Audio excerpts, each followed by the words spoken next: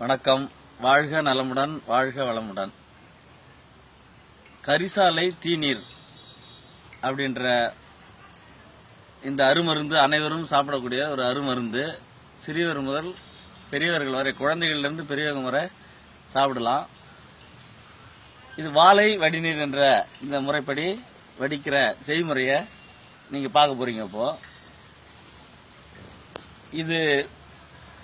இதனுடைய கரிசாலை தீநீர். கரிசாலை, சுக்கு, மிளகு, திப்பிலி, இன்னும் சம்ப சரக்குகளை தக்க முறைப்படி சுத்தி செய்து இந்த அடிப்பானையில வச்சிருக்கிறோம்.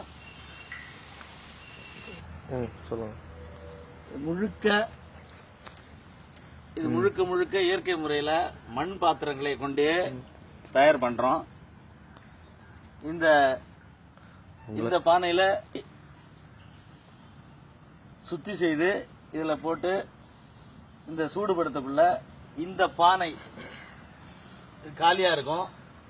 இதுல ஆவி மேல இருக்கிற தண்ணி குளிர்விக்கிறதுக்காக ஊற்றி வச்சிருக்கோம்.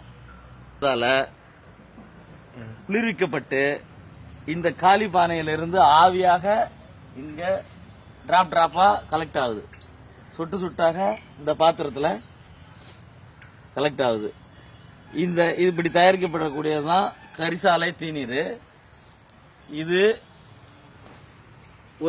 சாப்பிட்டா ஒரு 7 நாள்ல அற்புதமான முறையில ரத்த உற்பத்தி அதிகமாகி ரத்தத்துல ஹீமோகுளோபின் லெவல் அதிகமாகுது. ரத்த சோகை நீங்குது. வாய் முதல் குதம் வரை, ஆசனவாய் வரை உள்ள எந்த பிரச்சனையா இருந்தாலும் இது நீக்குது. எனவே இதை உரிய முறையில் செய்து பயன்படுத்தி நீங்க நலம் பெற வேண்டும் என்று கேட்டுக்கொள்கிறேன்.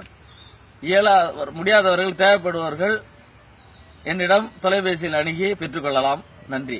வாழ்க நலமுடன்.